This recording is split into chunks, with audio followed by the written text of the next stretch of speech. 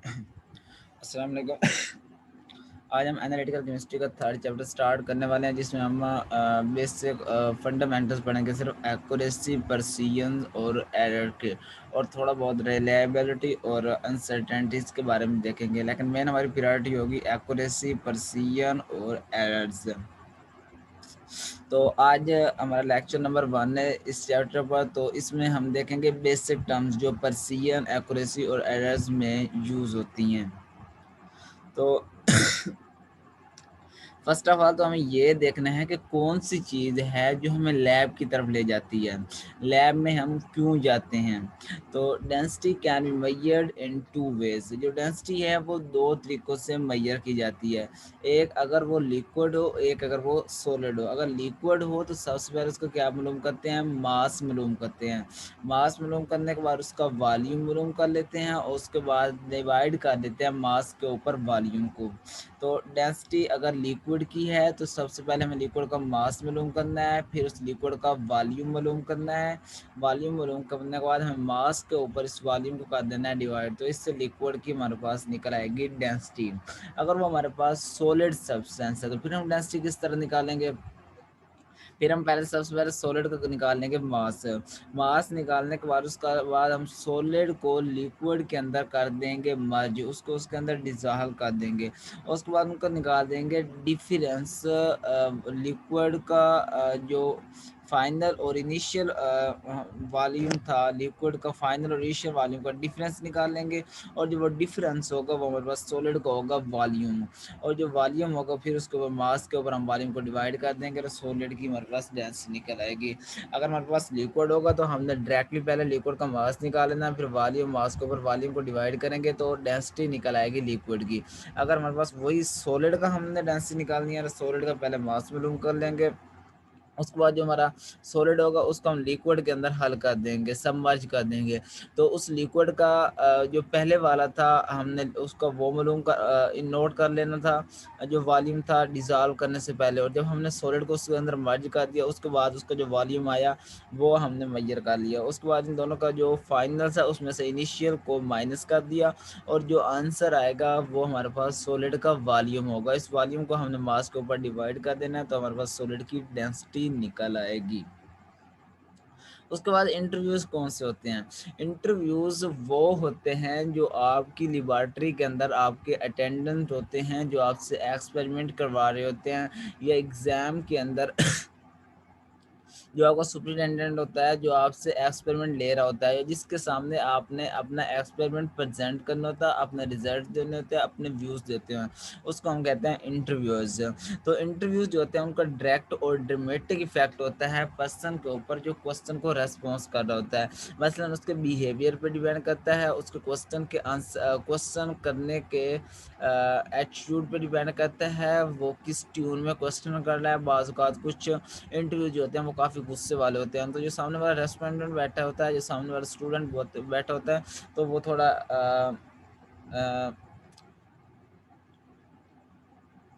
Confuse हो जाता है, वो थोड़ा कंफ्यूज हो जाता है, और वो उसको मतलब सीधी तरीके से आंसर अपना उसको कन्वे नहीं कर पाता।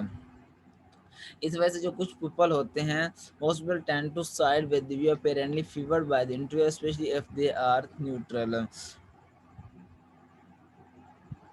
और कुछ जो लोग होते हैं वो इंटरव्यू के साथ न्यूट्रल रहते हैं, उनका जो होता है आपस में कम्युनिकेशन वो बेटर रहता है।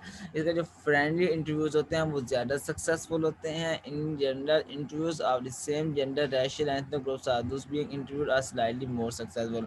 अगर सेम जेंडर के दरमियान अगर हमारा इंटरव्यूज़ और रेस्पोंडेंट दोनों सेम हैं, उन दोनों के दरमियान हो रहा है, मसलन एक मेल स्टूडेंट है और उसका जो एक्सपेरिमेंट कंडक्ट कर रहा है उसका सुपरिटेंडेंट है वो मेल ही ले रहा है, टीचर उसको मेल ही है, तो जो वो इंटरव्यू होगा वो हमारा ज़्यादा सक्सेसफुल होगा। और एथनिक ग्रुप्स का मतलब है अगर वो दोनों सेम ही इलाके से बिलोंग करते हैं, उनकी लैंग्वेज सेम है, एक दूसरे को परसीव कर रहे हैं, तो वो भी हमारा इंटरव्यू जो होगा वो सक्सेसफुल होगा।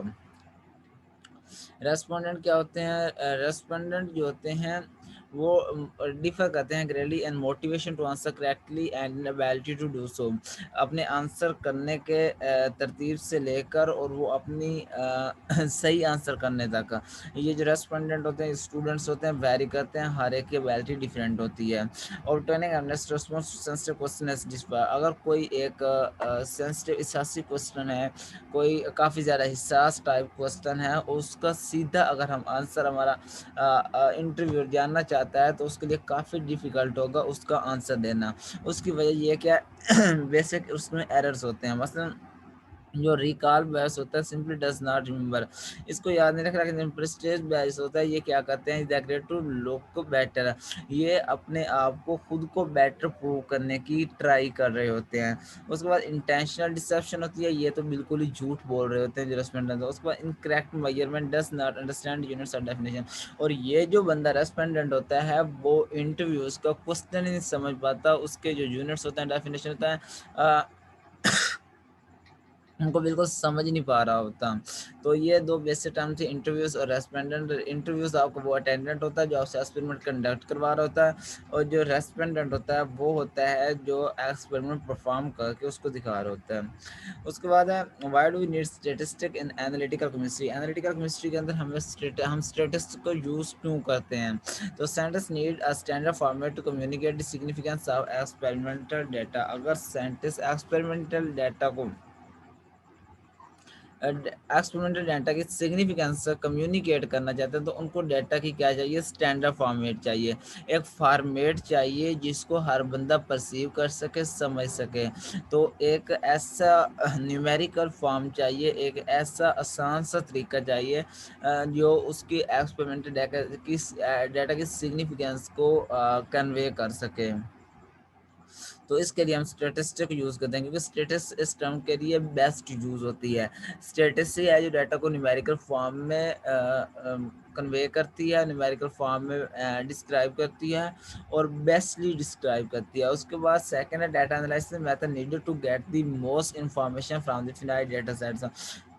और जो स्टेटिस्टिक की टर्म्स में डाटा बयान किया जाता है वो ज़्यादा इंफॉर्मेशन प्रोवाइड करता है rather than in other forms. अगर कोई डाटा दूसरी फॉर्म में पेश किया जा रहा है तो वो कम इंफॉर्मेशन प्रोवाइड करेगा, और जो डाटा स्टेटस की फॉर्म में होगा वो अच्छे से इंफॉर्मेशन प्रोवाइड करेगा और ज़्यादा डाटा कम लफ्ज़ों में प्रोवाइड कर देगा।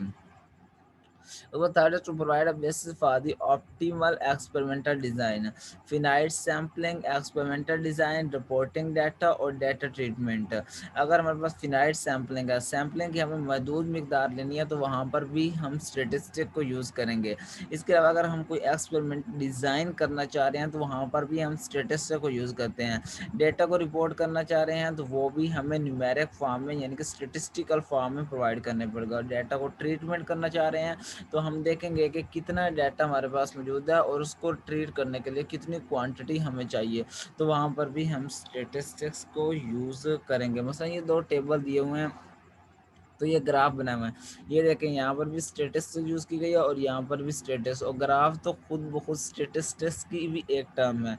तो हम मुख्तलिफ तरह के डाटा परफॉर्म करने के लिए इन ग्राफ को यूज़ करते हैं, और ये जो ग्राफ हैं स्टेटिस्टिक्स में एम रूल करता हूँ, ये स्टेटिस्टिक्स की बुनियादें हैं ग्राफ्स, और ये ग्राफ स्टेटिस्टिक्स से ही आते हैं जो हम यूज़ करते हैं केमिस्ट्री के अंदर मुख्तलिफ तरह के डाटा एनालाइज करने के लिए, मुख्तलिफ तरह के डाटा को कन्वे करने के लिए, मुख्तलिफ तरह के डाटा को समझाने के लिए। तो इससे इनकी सिग्निफिकेंस वाज़ेह होती है। उसके बाद कुछ यूज़फुल स्टेटिस्टिक के टर्म है, एक है डिस्क्रिप्टिव स्टेटिस्टिक्स। ये स्टेटिस्टिक की ऐसी टर्म है जो हमारी पॉपुलेशन में डाटा होता है उसको न्यूमेरिकली, ग्राफिकली और हर तरीके से मतलब ब्रीफली बयान कर रही होती है, और इस हद तक बयान करती है कि कोई भी पॉइंट नहीं रह जाता, मतलब ओवरऑल उसको हर तरीके से बयान कर रही होती है। तो ये डिस्क्रिप्टिव स्टेटिस्टिक्स होती है, summarizes and describes the population data observed in the sample numerically or graphically। Numerous की फॉर्म में और ग्राफिक्स दोनों की फॉर्म में डाटा को समराइज करके कन्वे कर रही होती है। इन्फ्रेंशियल स्टेटस क्या होती है, ये स्टेटस की ऐसी ब्रांच है जिसमें ना हम खुद से इन्फ्रेंसेस करते हैं, खुद से गैस लगाते हैं। जो डाटा होता है उससे कोई चीज़ निकाल कर खुद से पेश करते हैं, कोई चीज़ देख के ना हम खुद से गैस लगाना शुरू कर देते हैं और खुद से ही अ, उस डाटा से यूज़फुल टर्म निकाल के उस पैटर्न के साथ बयान करते हैं, तो वो होता है inferential statistics. Use pattern in the sample data to draw inferences about the population. हम खुद से पॉपुलेशन के बारे में इन्फ्रेंसेस बना रहे होते हैं, खुद से पेश गोई कर रहे होते हैं, तो वो होता है इन्फ्रेंशियल स्टैटिस्टिक्स। पॉपुलेशन को आपको पहले बता चुका हूँ, जो हमारे पास मुकम्मल होता है, जिसकी हमने एनालिसिस करनी होती है, जो जिसमें सारे सैम्पलिंग यूनिट्स मुकम्मल तो मौजूद होते हैं। होल जो डेफिनेट साइज होता है जो डेफिनेट साइज होता है पार्टिकुलर मैटर का, पार्टिकुलर सब्जेक्ट का, पार्टिकुलर सॉल्यूशन का, वो ओवरऑल जो हमारे होता है उसको हम कहते हैं पॉपुलेशन। मतलब जो मुकम्मल मटेरियल जिसको हम एनालाइज या जिसकी प्रॉपर्टीज डिटरमाइन कर रहे होते हैं उसको हम पॉपुलेशन कहते हैं। फिनाइट पॉपुलेशन होती है, इसका डेफिनेट साइज होता है, मसलन एक टैंकर है वो दूध से भरा हुआ है, तो ये एक फिनाइट पॉपुलेशन है। इस तरह इनफिनाइट पॉपुलेशन होती है, इसकी कोई डेफिनेट साइज नहीं होता, कोई डेफिनेट वॉल्यूम नहीं होता। मसलन एक कन्वेयर बेल्ट है, ट्रांसपोर्ट मटेरियल प्रोसेसिंग, किसी प्रोसेसिंग इंडस्ट्री में एक कन्वेयर बेल्ट है जो मटेरियल को ट्रांसफ़र कर रहा है। इसमें हमारे पास मटेरियल का पॉपुलेशन का कोई डेफिनेट साइज नहीं है। सैंपल का पता है आपको, only a fraction of the population selected for analysis. जो छोटी सी फ्रैक्शन एनालिसिस के लिए ली जाती है उसको हम कहते हैं sample. It may consist of one of the more sub sample selected from the different region within the population. तो ये सब सैंपल भी कंटेन कर सकती है। मीन जो हमारा होता है न्यूमेरिकल एवरेज या सेट ऑफ डाटा। जो हमारे पास डाटा दिया गया होता है उसको जो न्यूमेरिकल एवरेज होता है उसको हम मीन कहते हैं। ये मीन का जो है फार्मूला दिया हुआ है, जो हमारे पास सारा डाटा दिया होगा उसको प्लस कर देना, प्लस के ऊपर जितने नंबर ऑफ डाटा होगा उसको डिवाइड कर देना है, तो हमारे पास मीन निकल आएगी। मीडियन क्या होता है? Mid point of set of data. मतलब वो डाटा का डाटा की फॉर्म जो मिड में आ रही होती है, वो डाटा जो सारे वो हमारे पास टर्म जो डाटा में से मिड में आ रही होती है उसको हम मीडियन कहते हैं। मोड जो होता है most frequent value in the given set of data. वो हमारे पास वैल्यू जो बाकी सेटस डाटा से डिफरेंट होती है, डाटा के सेट से डिफरेंट होती है, उसको हम कहते हैं मोड। और ट्रू मीन और सेट मीन में क्या फ़र्क है? मीन वैल्यू जो पॉपुलेशन की मीन वैल्यू होती है उसको हम ट्रू मीन या एक्सेप्टेड मीन कहते हैं। इस बार observe mean value sample set को कैलकुलेट करके हम मीन निकाल देते हैं, वो हमारी ऑब्जर्व मीन होती है। तो ये एग्जांपल दी गई है मीन किस तरह निकालते हैं, कैलकुलेट मीन। ये हमारे पास कुछ डाटा दिया गया है, तो हम क्या करते हैं इस आयरन का जो डाटा है इसको जो सारे रेप्लिकेट डिटर्मिनेशन दी गई हैं इनको सम कर देते हैं। सम करने के बाद ये देखें 1 2 3 4 5 6 हमारे पास ये 6 हैं नंबर, तो इसको टोटल नंबर ऑफ रेप्लिकेट को इसको टोटल नंबर ऑफ रेप्लिकेट इसके ऊपर डिवाइड कर देते हैं सम करने के बाद। ये आंसर आ जाएगा 19.78, मतलब अप्रोक्सीमेटली 9.8 पार्ट्स पर मिलियन आयरन के आ जाएगा। तो ये निकल आएगी हमारे पास मीन। मीडियन किस तरह निकालते हैं? मीडियम हम निकालते हैं इन टर्म्स को, पहले तो हमने सीधे सिमेट्रिकली अरेंज कर देना है एक ऑर्डर के साथ। तो यहाँ से हमने देखना है कि दरमियान में जो वैल्यू आ रही होगी वो हमारा मीडियन होगा। अब दरमियान में अगर देखें यहाँ से एक वैल्यू छोड़ी, यहाँ से एक छोड़ी, यहाँ से यहाँ दो वैल्यू ये छोड़ दी, दो वैल्यू ये छोड़ दी। अब सेंटर में आ रही हैं दो वैल्यूज़, अगर एक आ रही है तो वो तो हमारा मीडियन होना था। अब दो आ रही हैं तो हमने इनका पहले निकाल लेना मीन। जब हम इसका मीन निकालेंगे तो वो जो मीन होगा वही हमारा होगा मीडियन। अगर एक ही वैल्यू यहाँ पर आ रही होगी सिंगल वैल्यू, वो डायरेक्टली हमारा मीडियन होगा। अगर सेंटर में दो वैल्यूज बच रही हैं तो मतलब अगर इवन नंबर ऑफ हमारे पास डिटर्मिनेशन है, इवन नंबर ऑफ हमारे पास रेप्लिकेट्स हैं, इवन नंबर ऑफ वेरिएबल्स हैं, तो दरमियान में दो वैल्यूज बचेंगे, उन दोनों वैल्यू का हम मीन निकालेंगे और मीन और मीडियन सेम होगा। अगर हमारे पास ऑड नंबर ऑफ वैल्यूज हैं तो जो सेंटर वाली हमारी वैल्यू होगी वो मीडियन होगा। इसमें हमने मोड देखना है। मोड किस तरह का था, मोड हमने पढ़ा था मोस्ट फ्रीक्वेंट वैल्यू होती है डाटा के अंदर। तो हमने इन वैल्यूज़ के अंदर देखना कौन सी वैल्यू मोस्ट फ्रीक्वेंट है। तो 19.4, 19.5, 19.6, 19.8, 19.8, 21 एंड 20.3। तो यहाँ पर हम देखें तो 19.82 टाइम्स दिया गया हुआ है। तो इसका मतलब ये फ्रीक्वेंट वैल्यू है, डिफरेंट बाकी से डिफर कर रही है।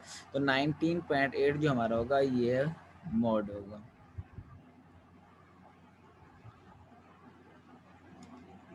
नेक्स्ट हम देखेंगे mean and median. Mean, arithmetic mean and average are synonym, मतलब मीन, अरिथमेटिक मीन और एवरेज जो हैं ये सिमिलर टर्म्स हैं, एक ही टर्म्स के डिफरेंट नेम हैं। तो ये इनका formula x is equal to sigma x i approaches to 1 n over n। और ये जो एक्स आई है ये रिप्रेजेंट कर रहा है individual values of X making up a set of N replicate measurement. X I एक वैल्यू को ज़ाहिर कर रहा है और ये सिग्मा है इन सब वैल्यूज़ के सम को ज़ाहिर कर रहा है। मतलब वो जो हमारे पास वेरी रेप्लिकेट मेजरमेंट की दी हुई हैं डिफरेंट वैल्यूज़ एक्स आई, उनमें से हर एक को अगर सम कर दिया जाए, उसके ऊपर नंबर ऑफ रेप्लिकेट डिवाइड कर दिया तो हमारे पास मीन निकल आ जाती है। December sigma x i means to add all the values x i for the replicates. तो ये हो गया मीन। नेक्स्ट है मीन एंड मीडियन। अब जो मीडियन होता है is the middle result when the replicates data are arrange in the order of size. सबसे पहले जो हमारे पास रेप्लिकेट डाटा है, डिफरेंट रेप्लिकेट्स वैल्यू दी गई हैं, उनको हमने एक साइज एक ऑर्डर के साथ कर देना है अरेंज। और जब हम उसको अरेंज कर देंगे तो उसमें मिडल रिजल्ट होगा वो हमारा होगा median. Equal number of results are larger and smaller than the median. अब जो एक इक्वल नंबर ऑफ रिजल्ट्स होते हैं वो बड़े होते हैं या छोटे होते हैं, और लार्जर एंड स्मॉलर और मीडियन से बड़े या छोटे होते हैं। For an odd number of data points, अगर odd number of data points है, ओड नंबर ऑफ वेरिएबल्स हैं, odd number of replicate measurement हैं, तो जो हमारा मीडियन है वो आसानी से डायरेक्टली इवेलुएट होगा, जो सेंटर में आएगा, सेंटर में वैल्यू आएगी वो मीडियन होगा। इस तरह अगर हमारे पास इवन नंबर ऑफ डाटा है, इवन नंबर ऑफ वैल्यूज़ हैं, तो जो सेंटर में दो वैल्यूज़ आएंगी उनका हमने मीन लगा लेना है, निकाल लेना, जो मीन निकलेगा वही हमारा मीडियन होगा। The mean of the two are the more measurement is their average value. दो या दो से ज़्यादा का जो मेजरमेंट होती है वो उनका एवरेज वैल्यू होती है। Mean of the two are more measurement is their average value. बस ये वही टर्म अगेन बता दी गई है भाई, जो दो ही दो से ज़्यादा जो मेजरमेंट होती हैं, जो मीन होता है, मीन और एवरेज उनके लिए सेम ही टर्म है। जिस तरह हम एवरेज निकालते हैं मीन भी उसी तरह ही सेम होता है। मतलब जितनी नंबर ऑफ आपके पास वैल्यू दी हुई हैं उनको प्लस कर देना, प्लस के ऊपर नंबर ऑफ वेरिएबल डिवाइड कर देना, तो आपके पास वो निकल आएगा। The median is use advantageously when a set of data contain an outlier. अब मीडियन को हम कहाँ पर यूज़ करते हैं, ये एक फ़ायदे के तौर पर यूज़ होता है, एक हमारे लिए एम पॉइंट के तौर पर यूज़ होता है जब हमारे डाटा के अंदर आउटलायर यानी कि ग्रास एरर प्रेजेंट होता है।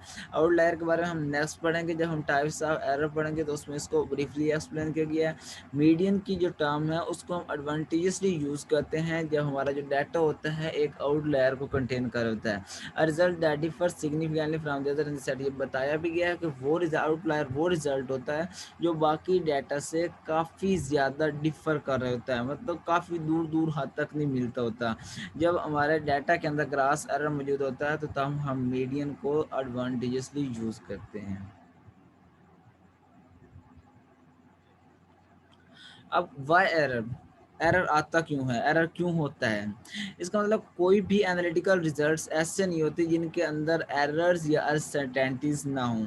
इसका आपको पता होना चाहिए, कोई भी हम ऐसा डाटा, कोई ऐसा एनालिसिस नहीं परफॉर्म कर रहे सकते जो जिसके रिजल्ट्स हमने कैलकुलेट किए हों और वो एरर्स और अनसर्टेनिटीज़ से फ्री हों।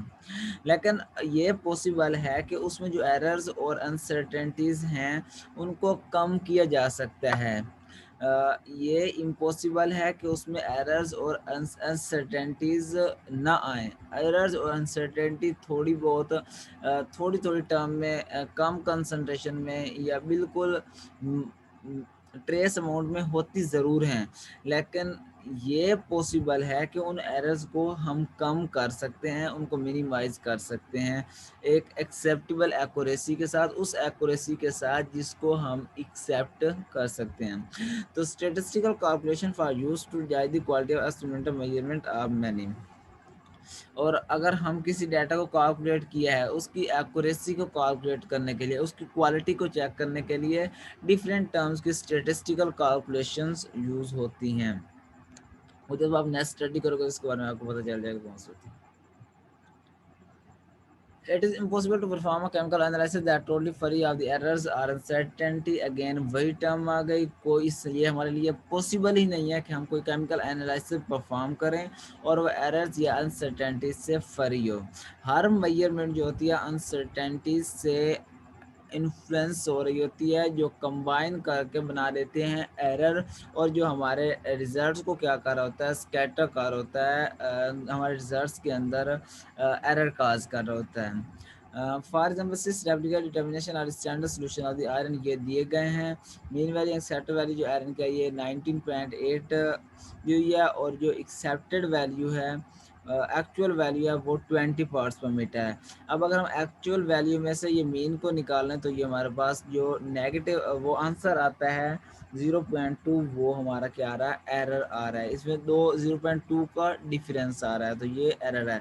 जो एरर होता है वो एक्चुअल वैल्यू और मीन वैल्यू का डिफरेंस होता है। No one can afford to waste time generating data that are more reliable than is necessary for job at home. अब कोई बंदा भी ऐसा नहीं है कि जो थोड़ी सी एक्यूरेसी के लिए या उसको डाटे को बिल्कुल एक्चुअल वैल्यू को कैलकुलेट करने के लिए इतना टाइम ज़ाया करे, क्योंकि अगर हम एनालिसिस में एक्चुअल वैल्यू जो डाटा किया वो कैलकुलेट, पहले तो कैलकुलेट होती नहीं है, कहीं ना कहीं ज़रूर एरर आ जाता है। अगर कोई बंदा करना चाहता है तो उसके लिए काफ़ी ज़्यादा टाइम चाहिए, उसके लिए काफ़ी ज़्यादा कॉस्ट चाहिए। उसमें किसी भी किस्म का इम्प्योरिटीज़ ऐड नहीं होनी चाहिए, किसी किस्म की इंटरफ्रेंसेस ऐड नहीं होनी चाहिए, किसी किस्म का ऑपरेटर्स कहीं पे रॉन्ग नहीं होना चाहिए। अक्सर ऑपरेटर्स में भी कोई ना कोई इम्प्योरिटीज़ आ जाती हैं, तो कोई बंदा भी नहीं चाहेगा कि मैं इतना ज़्यादा टाइम वेस्ट करूं कि जो डाटा है मुकम्मल तौर पर जो रिलायबल हो, जो उसके साथ बिल्कुल मिलता जुलता हो, वो डाटा निकालूं। तो कोई बंदा भी टाइम ज़ाया नहीं करना चाहता, हर बंदा टाइम सेव करना चाहता है, और इस वजह से वो जो डाटा निकलता है वहाँ से एरर जो है एक्चुअल वैल्यू वैसे माइनस करके निकाल लेता है। अब एरर क्या होते हैं, दो तरह के होते हैं, एक तो एरर ऑफ नॉन ऑब्जर्वेशन होते हैं, एक एरर ऑफ ऑब्जर्वेशन होते हैं। जो एरर ऑफ नॉन ऑब्जर्वेशन होते हैं इनको हम रैंडम एरर्स भी कहते हैं, ठीक है। इनका हमें नहीं पता होता ये किस तरह से आ गए हैं, और इनको रिमूव करना भी काफ़ी ज़्यादा डिफिकल्ट होता है, इनको रिमूव भी नहीं किया जा सकता। The deviation between estimate from an ideal sample and the true population value is sampling error.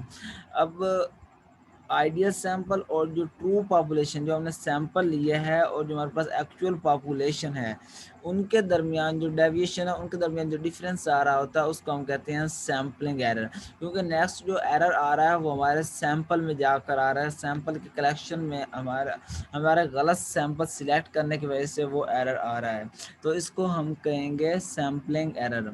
Almost always sampling frame does not match up perfectly with the target population.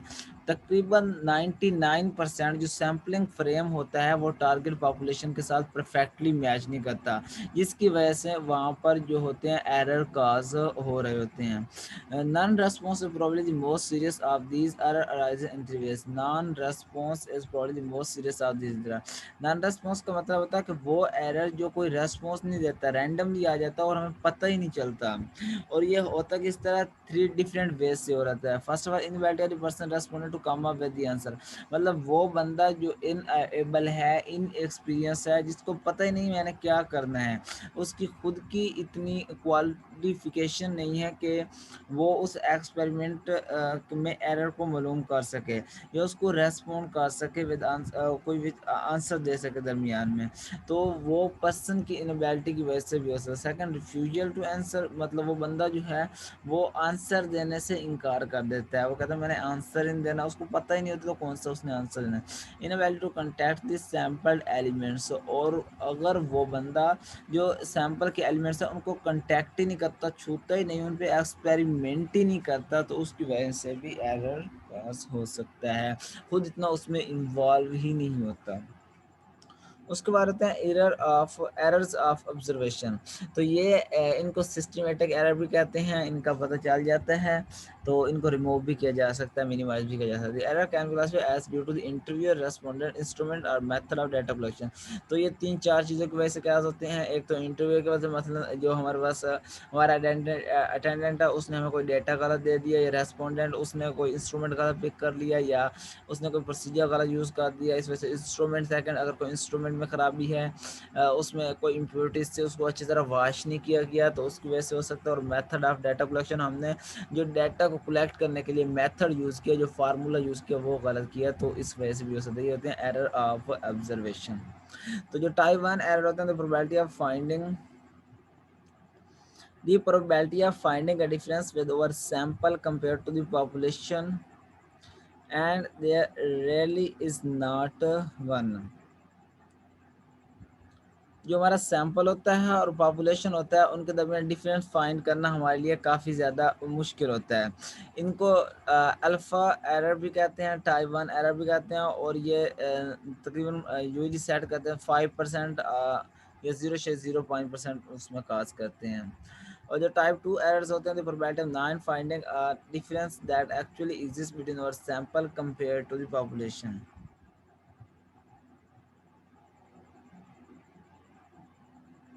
Sorry, ये जो type 1 error होते हैं इनको हम systematic error कहते हैं। जिस second में हमने एरर ऑफ ऑब्जर्वेशन एक्सप्लेन किया है, इन्हीं को ही टाइप 1 एरर कहते हैं। तो इनमें जो हमारा डाटा होता है सैंपल और पॉपुलेशन के दरमियान डिफरेंस जो होता है उनके दरमियान उनकी फाइंड करने की प्रोबेबिलिटी हमारे पास मौजूद होती है।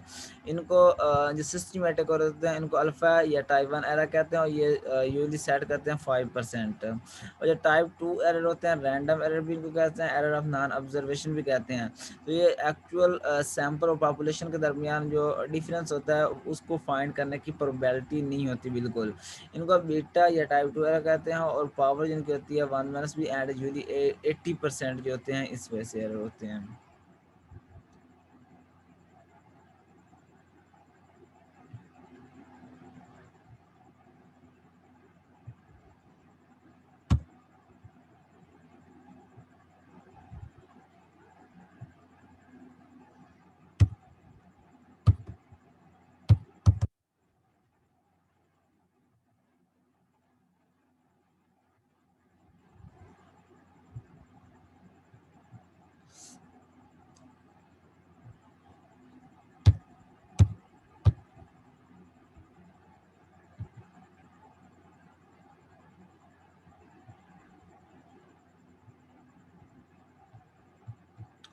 तो ये हमारा लेक्चर फर्स्ट आज यहाँ पर ख़त्म हो गया। तो थैंक्स।